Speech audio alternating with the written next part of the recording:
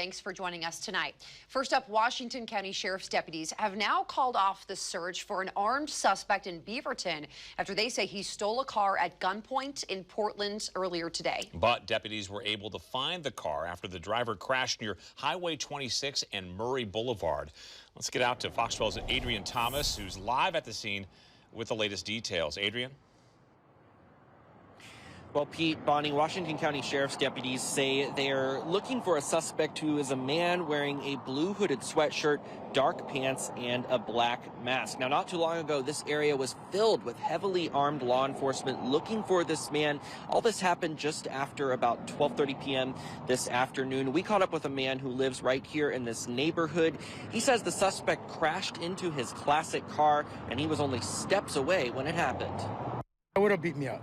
Juan Rosas is shaken, but relieved he wasn't in his 34 Chevy when this stolen white car crashed at Murray Boulevard and Mill Creek Drive. Rosas says his car had run out of gas, so he walked across the street to Chevron to fill up his gas can. You know, I coasted the car and then walked across the street, and I'm chatting with my neighbor while they're pumping the gas.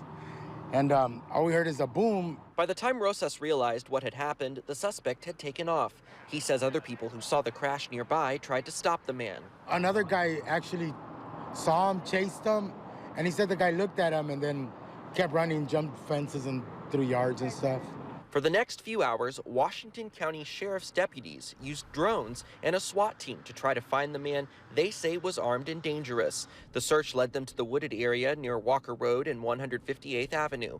The search even caused the SWAT and K-9 teams to briefly shut down the baseball diamonds at Tualatin Hills Park and Recreation District. For Rosas, his prized classic car from the 1930s has a long road to recovery. It's a 34 Chevy, you know, it's pretty original.